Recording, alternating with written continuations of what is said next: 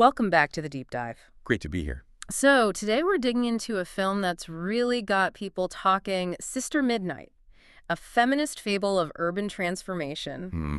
We've got some great sources you've shared, and our mission today is basically to unpack what makes this film tick.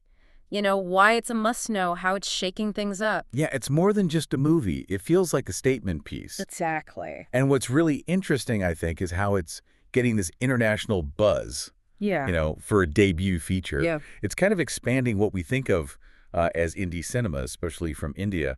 We should probably explore how Karan Kandari pulled this off, first film and all. Okay, let's do that. Let's unpack the premise first, because it's something else. It definitely is. So the story focuses on Uma, played by Radhika Apte. She's newly married, moved from the countryside to Mumbai. Right, into this arranged marriage with Gopal, who's quite timid. And she's stuck in this tiny slum apartment, feeling really confined, unfulfilled. Yeah, sort of drifting, taking odd jobs, wandering around at night. And then comes the catalyst. She gets bitten by a mosquito at a wedding.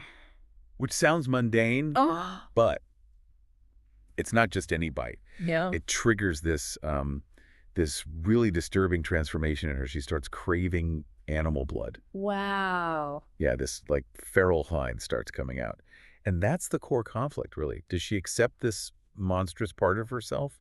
Or what happens if she doesn't? The consequences sound pretty dire based on the sources. Mm-hmm. Potentially supernatural. Yeah. It's a really bold way to look at, self-acceptance, maybe even rebellion. And the descriptions of the genre, it's wild. They call it a surreal mix.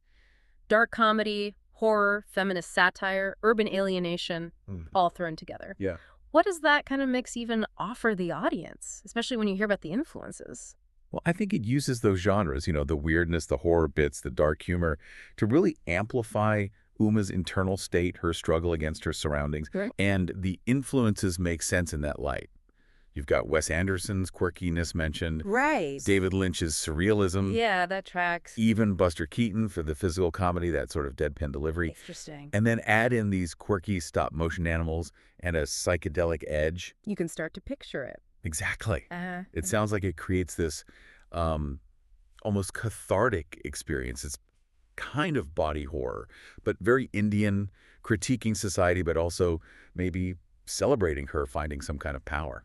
That's a really interesting take. It sounds completely disorienting in a good way. Mm-hmm. And pulling this off hinges so much on the lead performance. Let's talk about Radhika Apte as Uma. Oh, definitely. The sources describe her performance as mostly nonverbal, physically intense. Which is incredibly demanding. Totally. And praised for raw honesty and dark humor.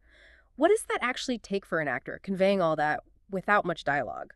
It takes huge physical control, I think, Yeah. and just this incredible ability to show complex emotions, that inner turmoil, just Yeah. through expressions, movement. Yeah. It's really a testament to her skill that Uma remains empathetic, even as she becomes, well, unsettling. And we should probably mention the supporting cast, too. Yeah, definitely. Yeah. Ashok Bathak as the husband, Gopal, and Chaya Kadam, Smita Tambe, Navya Sawant.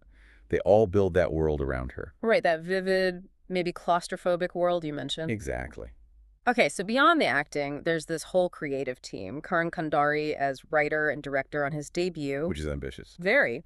Svayar Sirdal doing cinematography, Napoleon Stratogenakis editing, and then Paul Banks from Interpol doing the music. Plus this eclectic soundtrack. Yeah, quite a lineup. How do all those pieces fit together to make something so distinct? Well, it seems like each element really leans into the film's experimental vibe. The cinematography, Sirdal's work, apparently captures both the grittiness of Mumbai and Uma's surreal inner world. Dreamlike but grounded, Okay, I can see that. And the editing, Stratogenakis' work, isn't just about pacing. It's described as having this, jarring rhythm, almost mimicking her disorientation. Right, reflecting her journey. Exactly. And Paul Banks. Well, Interpol's sound is often atmospheric, but melancholic, right? Definitely. Dark, edgy. So that fits perfectly. It sounds like every choice, visuals, sound, everything, is really deliberate in pulling you to Uma's headspace. And it sounds like the industry really sat up and took notice. Oh, for sure. That Cannes premiere, Director's Fortnight, that's a huge platform for innovative films. Massive. And being non-competitive doesn't lessen its prestige. It highlights artistic vision. And then the Camera d'Or nomination for Best Debut Feature across all of Cannes. That's enormous for a first film. Absolutely enormous. It signals major artistic merit right away. And it didn't stop there, did it? No, not at all. Hmm? It's got a BAFTA nomination for Outstanding British Debut. Ah, right, production links. Yep. And wins at places like Fantastic Fest Next Wave Best Feature. That really speaks to the genre-bending aspect. Okay. And HUFF, the NetPAC Award, highlighting its place in Asian cinema. Plus, nominations at Zurich, BIFA. It adds up. So what does all that mean for an indie film like this? It means critical validation, obviously.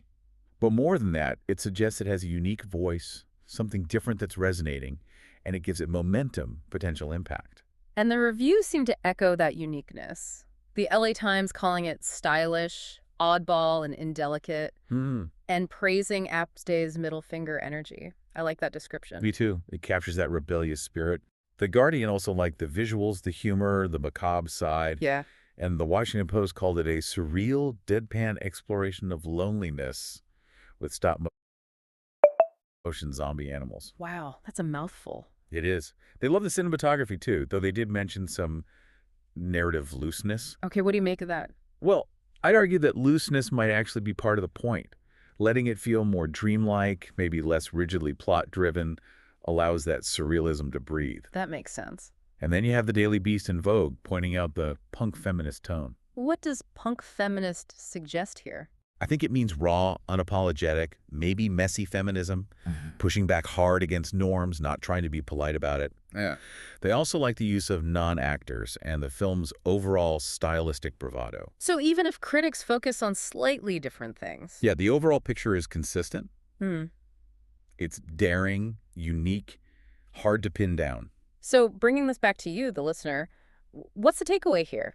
Sister Midnight sounds like this incredibly bold, feminist, genre-smashing debut. Definitely. And a real showcase for Radhika Apte. Absolutely. And looking bigger picture, it's a really significant addition to indie Hindi cinema. It tackles patriarchy, alienation, transformation, but in this very specific Mumbai slum setting. Right. It feels like an experimental film, maybe even a future cult classic, with those surreal visuals and this really powerful female lead. It demands attention. And if people do want to give it their attention, where can they see it? Okay, so UK theatrical release is March 2025. Yeah. Digitally, it'll be on Apple TV, Prime Video, Google Play. And for listeners in India? Theatrical release is May 30th, 2025. Hmm. It's apparently streaming on Tubi there right now.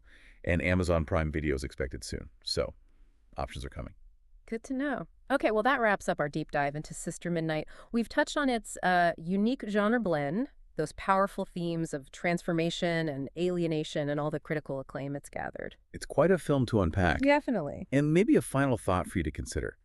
Think about how this film takes something totally fantastical, this transformation, but grounds it so firmly in a real place, a real social context.